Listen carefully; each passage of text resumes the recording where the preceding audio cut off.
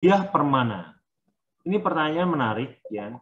Saya akan buat dulu karena ini akan direkam dan ini nanti akan saya masukkan ke YouTube. Pak Eko, saya penyintas stroke sejak 3 tahun akibat pembuluh darah kental dan diabetes yang gula darah saya itu 250. Dan pernah di SA terlihat beberapa pembuluh darah otak yang mati dan tersumbat. Apakah dengan PMB dan IF olah nafas pembuluh darah bisa dari darah lagi? Mohon penjelasan. Ini Budiah Permana. Mas Freddy bisa dihubungi Budiah, di spotlight kan? Mohon aktifkan kameranya Budiah Permana.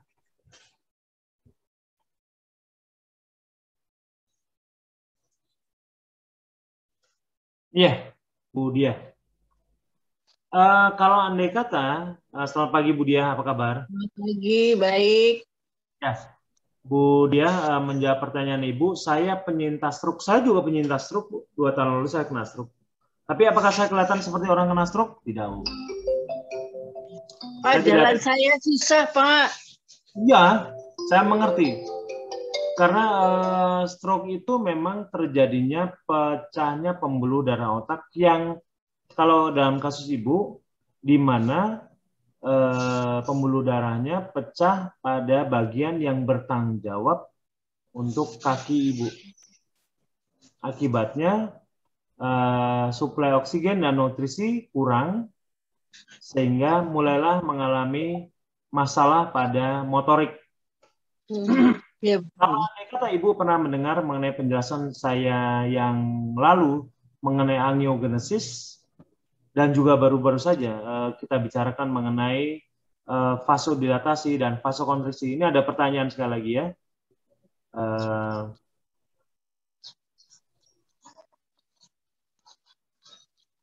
Wah, pertanyaan banyak banget ya.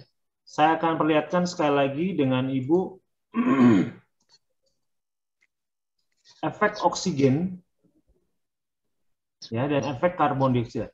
Kita bicarakan mengenai ternyata latihan kita kan ada tarik nafas, buang nafas, tarik nafas, buang nafas, tarik nafas, buang nafas, kemudian tahan, buang nafas, tahan.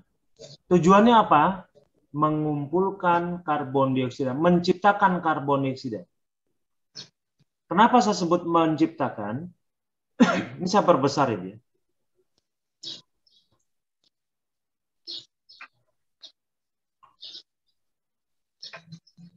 Bahasanya mungkin agak sulit cerna, tapi mudah-mudahan singkat-singkat akan dimengerti.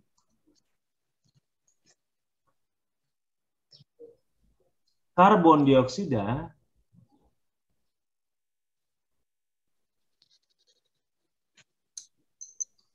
nanti ada Bapak dan Ibu tadi yang meminta linknya, saya akan berikan linknya. Karbon dioksida memiliki efek mendalam dan reversibel pada aliran darah otak, sehingga hiperkapnia menyebabkan pelebaran arteri dan arteriol cerebral berhubungan otak, pembuluh darah otak yang nyata dan meningkatkan aliran darah. Sehingga hipokapnia menyebabkan penurunan aliran darah. Efek vasodilatasi yang kuat dari CO2. CO2 itu adalah gas vasodilator, Bu. Gas yang punya sifat melebarkan pembuluh darah. Ditunjukkan oleh temuan bahwa pada manusia turun 5% saja CO2 ya, menyebabkan peningkatan darah, aliran otak sampai sebesar 50%.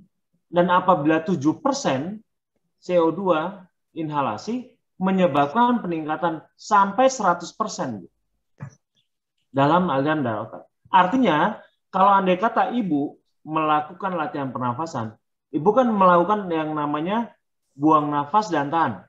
Kenapa saya minta, ayo bertahan, bertahan, bertahan. Kemudian pada saat mulai detik 40, oksigen mulai turun. Oksigen mulai turun itu artinya, oksigen yang ada dalam tubuh kita, di metabolisme oleh tubuh kita, menjadi karbon dioksida.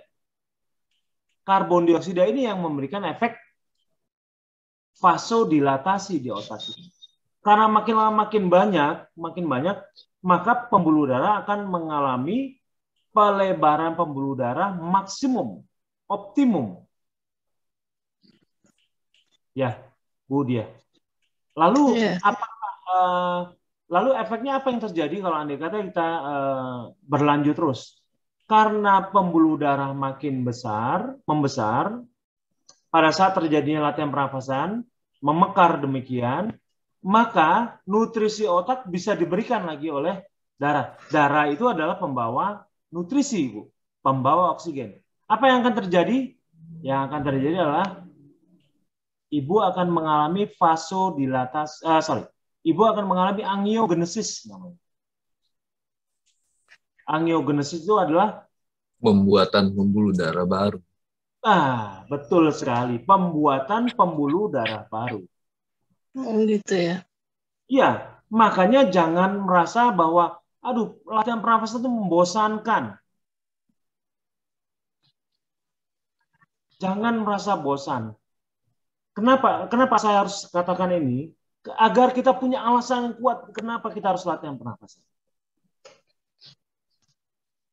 Ya kan? Kadang-kadang kan kita latihan pernafasan karena tidak tahu, malas paling ketemu sama Pak Eko itu terus setiap minggu pusing saya. Misalnya, Bu ya. Enggak, Pak. Misalnya. Karena ada banyak alasan untuk mengatakan, enggak deh, capek latihan pernafasan, banyak. Bukan saya ngelatih pernafasan puluhan tahun, Bu. Jadi biasa menghadapi hal itu. Tetapi pada saat mereka diberikan penjelasan kenapa seorang harus latihan pernafasan, terutama ini efek karbon dioksida yang mengakibatkan vasodilatasi pada pembuluh darah, terutama pada jaringan cerebral otak. Ini yang bicara adalah bukan saya, Bu. Ya, yang bicara adalah para ahli. Ini adalah sebuah jurnal. Ya. Ipola MJ San Rafael. Ini mengenai sirkulasi kontrol aliran darah pada otak. Jadi terpengaruh sekali oleh gas yang kita himpun. Bagaimana cara yang menghimpun? Ya tadi dengan latihan pernafasan. Pada saat kita tarik nafas, buang nafas, dan kemudian buang, kemudian tahan, semua oksigen di metabolisme dan kemudian perlahan-lahan menjadi karbon dioksida.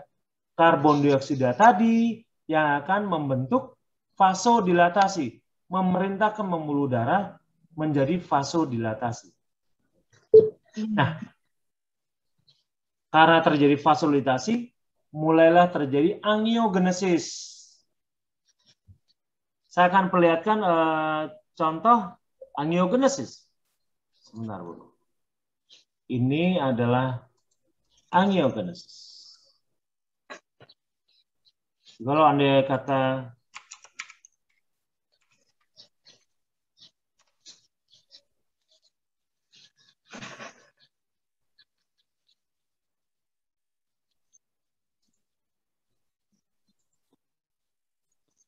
ini adalah gambar-gambar yang saya ambilkan dari Google, ya Bu.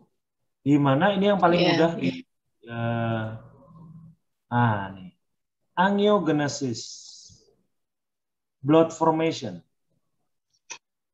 Ini kalau andai kata ibu pembuluh darahnya terbuka dan aliran nutrisinya bagus, oksigennya bagus, maka pertama kali dia akan membentuk seperti 3 cabang. Terus kemudian nanti akan banyak cabang. Akhirnya bercabang-cabang. Pembentukan pembuluh darah baru di otak. Makanya seseorang yang mengalami masalah stroke dimungkinkan untuk sembuh karena terjadinya proses itu. Karena mulai dari vasodilatasi pada jaringan otak yang mengakibatkan terjadinya pembuluh darah baru. Inilah. Bayangkan. Hebat sekali tubuh kita ya. Nah, ini harus jelaskan supaya Bapak dan Ibu punya alasan yang kuat kenapa saya harus latihan pernapasan. Kenapa saya harus melakukan ini?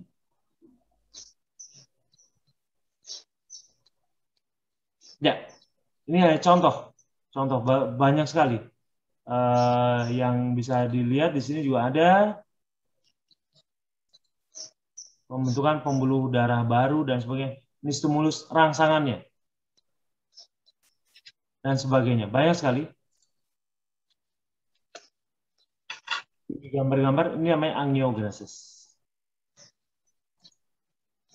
Ya Bu ya, saya pikir. Tapi Pak Eko, ya. maaf Pak Eko, waktu itu setelah saya DSA kan ada hasil MRI yang kelihatan pembuluh-pembuluh darah yang mati itu yang tersumbat. Itu kata dokter tidak akan bisa hidup lagi gitu. Jadi darah itu mencari tempat-tempat yang masih ada seperti itu. Itu gimana kok kayak gitu? Terus jadi saya minum pengencer darah. Pembuluh darah baru itu tidak selalu yang namanya pembuluh darah mati, mungkin saja tidak bisa hidup. Tetapi biasanya tubuh yang namanya angiogenesis, tadi nggak saya jelaskan Bu, angiogenesis adalah terbentuknya pembuluh darah baru. Jadi kalau andai kata satu daerah mati, mungkin aliran darahnya, darah akan terbentuk karena proses angiogenesis. Dimulai dari mana? Dari vasodilatasi. Oh, iya. Aliran darah yang cuma satu bisa nanti akhirnya menjadi dua menjadi tiga, akhirnya bercabang-cabang, beranting-ranting, terbentuk jaringan pembuluh darah baru yang membuat jaringan yang mati tadi digantikan oleh pembuluh darah yang baru. Oh gitu ya. Paham ya Bia? Iya. Iya. Mudah-mudahan menjelaskan ya Bu Dia. Ya, terima kasih Pak Eko. Mudah-mudahan sembuh stroke saya nih. Ya, mudah-mudahan Ibu semakin sehat Bu. Punya alasan kuat kenapa harus PMB, kenapa harus IF, dan kenapa ikut latihan pernafasan ya. Iya, terima kasih. Terima kasih Bu Dia Permana. Baik, kembali menjawab teman-teman.